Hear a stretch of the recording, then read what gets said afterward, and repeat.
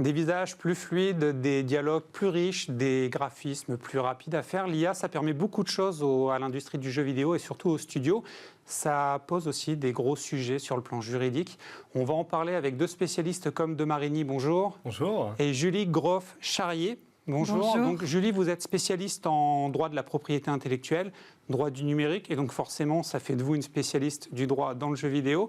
Et comme donc vous travaillez, si on schématise, X and Immersion, c'est une solution ou des solutions techniques à base d'IA générative pour les studios. Tout à fait. De studios indépendants jusqu'à AA, c'est ça? C'est ça. Ça va dépendre évidemment de la taille du studio et du projet. Et nous, on va intervenir sur plusieurs verticales, donc la génération de texte, de voix et d'animation, avec tout un accompagnement et des problématiques éthiques et légales qui vont avec, dont on va discuter. Là d'ailleurs, très récemment, donc, votre actu, c'est la sortie de la Lamerzone, le remake du jeu, où vous avez donc contribué notamment sur les animations faciales. Et ça, techniquement, si vous pouviez résumer en 30 secondes tout ce que vous avez fait sur le jeu, ce serait quoi ? En fait, ce qu'on a fait, Microids est venu, donc Microids Studio Paris, dans le cadre du remake de la Lamerzone qui est sorti en 99. Ils ont voulu avoir un niveau de qualité sur l'animation parce que c'est un jeu qui est très narratif. Et leur problématique, c'est que le jeu, c'est 70 000 lignes de dialogue, 140 000 si on compte le français et l'anglais. Et tout ça, c'est du travail manuel pour faire la synchronisation labiale. Donc évidemment, c'est un travail démentiel. Et nous, ce qu'on est venu faire, c'est qu'on leur a apporté un outil d'automatisation. Donc on va se nourrir du texte qui a été écrit et de la voix de l'acteur pour générer les mouvements du visage en 3D dans les outils de création des studios. Donc vraiment, les animateurs ont leur logiciel habituel. Oui, vous allez sur le moteur graphique du jeu et pas... Et donc on va faire 90% du travail, on va dire, avec l'IA. Et ensuite, les animateurs peuvent venir corriger, faire les petites modifications, rajouter toute la patte, on va dire, artistique de ce travail-là. Et en fait, pour Microids, Studio Paris, ça a représenté un gain de 55% sur le temps de créer toutes ces animations. C'est un gros gain de temps et d'énergie. C'est un énorme gain de temps, exactement. Je vous repose une deuxième question à vous, parce que vous êtes un peu le spécialiste sur le plan technique, le référent de cette table ronde, mais l'IA dans le jeu vidéo, ça remonte à quand ? La première forme d'IA, la plus rudimentaire, on pourrait la situer quand ? Alors, ça dépend de quoi on parle. Est-ce qu'on parle d'IA comportementale, comme par exemple, on pourrait citer une IA qui, voilà, aux échecs. Voilà, une des premières IA, c'est Deep Blue dans les échecs, qui est joué contre un joueur. Et en fait, là, on parle plutôt d'IA générative, donc ça va être de la création de contenu. Et là, ça date plutôt du papier de Google en 2017 sur les Transformers qui ont donné GPT 1, 2, puis GPT, etc. Tout ça, donc on peut remonter. C'est l'IA générative qui est récente, voilà. Mais l'IA en elle-même, dans un cadre plus large, elle est liée à l'histoire du jeu vidéo, en fait. Exactement. Alors, il ne faut pas non plus mélanger les termes entre donc le côté comportemental qui est du script, donc avoir des joueurs qui sont contrôlés par l'ordinateur, et l'IA générative qui est plus du machine learning, donc de l'apprentissage. Qui est capable de se réécrire, en fait. Exactement, qui va générer du contenu. Qui est en fait un fonctionnement très différent. C'est là que je me tourne vers vous, Julie Groff-Charrier. Quand on a comme devant soi, qui nous parle de son travail sur un jeu vidéo, vous, en tant que spécialiste du droit et de la propriété intellectuelle et du droit du numérique, quelle serait la première question à lui poser, en fait ? Qu'est-ce qu'il faut savoir sur la pratique d'un professionnel, sur le plan éthique et sur le plan juridique ? Quelles sont les bonnes questions à lui poser pour voir si ce qu'il fait est raccord déjà avec le droit ? Alors, des questions, il y en aurait des dizaines. C'est aussi l'intérêt, peut-être que la première question à poser, si en tout cas on prend cette double casquette de propriété intellectuelle et numérique, c'est de savoir si les sources d'entraînement de l'IA générative, puisque c'est de ça qu'on parle, sont des sources qui sont obtenues licitement, et notamment sur deux angles.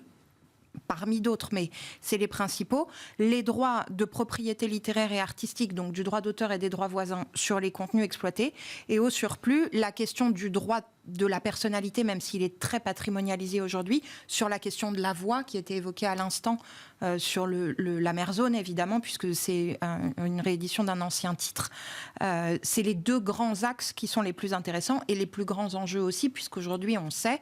C'est pas le cas ici, fort heureusement, mais on sait qu'il y a un grand nombre d'intelligences artificielles qui sont aussi entraînées sur des bases où on a des contenus qui sont protégés par un droit et ces contenus sont utilisés sans l'autorisation des titulaires. Ouais, la grande question, c'est comment on entraîne, comment on nourrit l'IA. Et dans le cas de la Lamerzone, vous avez des contenus en fait, qui ont été fournis par le studio. En fait. C'est ça qui fait que c'est relativement cadré. Tout à fait. Alors, dans le cas de la Merzone, comme on n'a fait que l'animation, enfin, on a fourni un outil d'animation faciale, c'est un fonctionnement légèrement différent. Mais avec d'autres studios, on a fait de la génération de voix ou de la génération de texte, donc de narration. Et là, on va se baser sur une quantité de données qui vient du studio. On va collaborer pour construire une belle base de données, entraîner des IA spécifiquement là-dessus, dont uniquement eux ont accès. Et donc, on peut prouver une chaîne de propriété intellectuelle entre la base de données et tout ce qui est généré. C'est traçable. Exactement. Et justement, Julie, on a l'impression que dans les cas où il n'y a pas ce travail entre le studio et son prestataire, c'est beaucoup plus difficile à suivre. Et surtout, il y a une petite impression, c'est que la technologie, elle évolue très vite. Par contre, le droit qui lui est rattaché, lui, évolue beaucoup plus lentement. Aujourd'hui, c'est quoi les seuls textes de référence que l'on aurait pour cadrer ? Alors aujourd'hui, les textes, ils sont à la fois multiples et trop imprécis pour pouvoir être considérés comme cadrant cette problématique-là.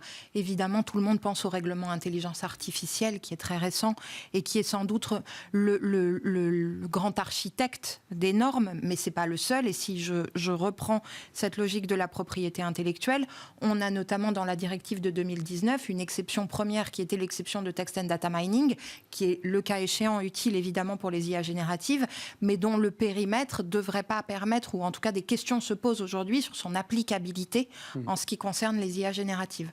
Il manque en fait un texte ou des lois spécifiques aux industries créatives, voire aux jeux vidéo, puisque les défis sont très spécifiques. C'est ça la question. Alors, c'est toute la difficulté aussi, et là, c'est presque des problématiques de légistique. C'est aussi, est-ce que, en rebondissant sur ce que vous avez dit et qui est central aujourd'hui, de toute façon, la technique va plus vite. Est-ce que la norme, en tout cas, est-ce que la norme écrite est la meilleure des réponses ? Est-ce qu'il faut faire confiance aux juges avec les outils existants ? Et donc, à l'interprétation. Exactement. Est-ce que vraiment, on a envie de se poser la question d'une nouvelle norme écrite qui, le temps de son adoption, sera potentiellement obsolète dépassé par la technique. Il y a quand même quelque chose qui est fascinant par rapport aux jeux vidéo, toutes ces questions qui se posent, c'est que le jeu vidéo, potentiellement, et là je me tourne peut-être vers vous c'est que c'est peut-être un bon terrain d'expérimentation juridique pour cadrer l'IA. En fait, vu que c'est un cadre plutôt ludique, a priori on ne crée pas des objets dangereux via un jeu vidéo.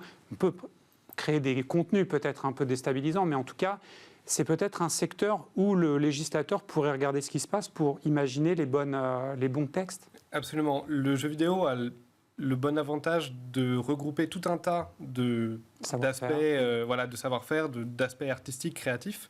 Donc, on retrouve du cinéma, on retrouve de l'écriture, de la narration, on retrouve de la musique. Donc, on peut faire énormément de choses dans le jeu vidéo. Donc, on peut expérimenter dans tous ces domaines-là, avec évidemment le suivi juridique qu'il faut, mais aussi ça donne des possibilités créatives qui sont intéressantes et des expériences qui peuvent être nouvelles.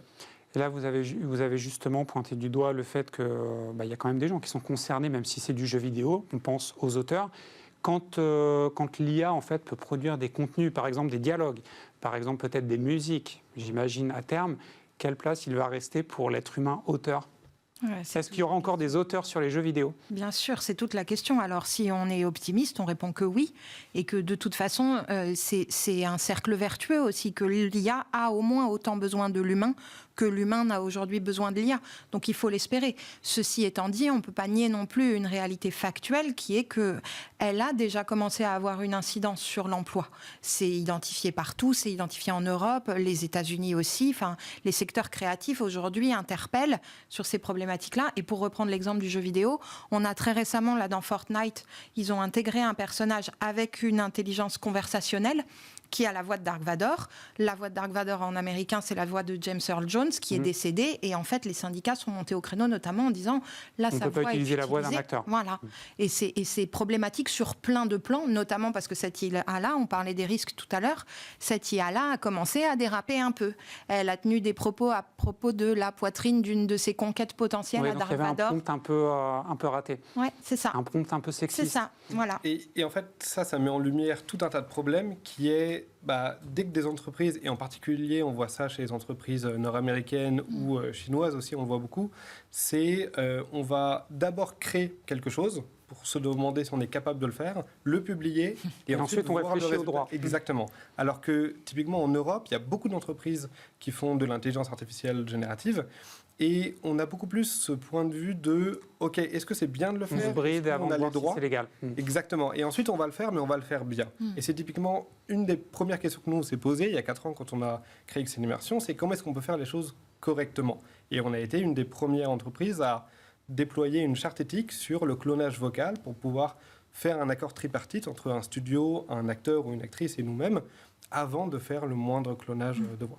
Après, si je me fais pas l'avocat du diable, mais le chat, j'imagine le chat qui se mord la queue, un studio qui crée son jeu 100% grâce à de l'IA ne pourra pas revendiquer la protection de son droit d'auteur derrière sur ses contenus, si tout est artificiel. C'est même pire que ça. On a déjà vu Steam, qui est donc la plateforme de distribution principale sur PC. Pour les jeux dématérialisés. Tout à fait. Qui a banni des jeux parce que le studio n'était pas en capacité de prouver qu'ils avaient toute la propriété intellectuelle de ce qui était dans le jeu. Et donc, dans des cas comme ça, c'est un jeu qui ne se vend pas, c'est un studio qui, du coup, ne gagne pas d'argent. Perd en réputation. C'est très risqué. Qui perd en réputation, c'est extrêmement risqué. L'IA générative, donc, elle peut être créée par une machine, on va dire.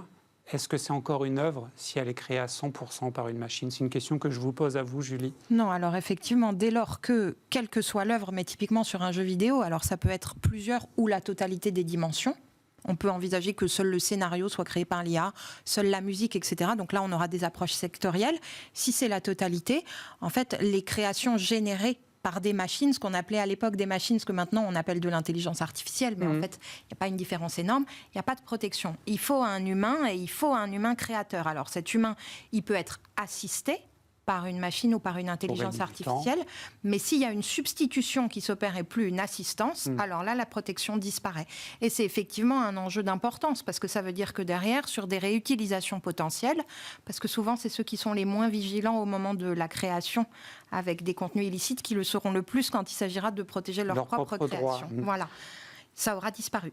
Imaginons un monde où l'IA n'a pas détruit le métier d'auteur, de scénariste, où l'IA et les auteurs, les artistes coexistent parfaitement.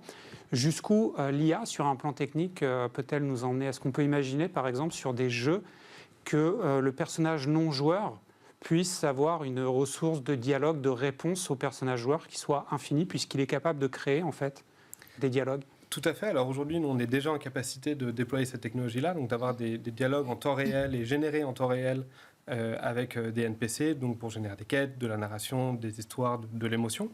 Si on va un cran plus loin, une des questions, c'est est-ce qu'on va finir par avoir des jeux qui sont générés intégralement par IA, précisément sur nos goûts?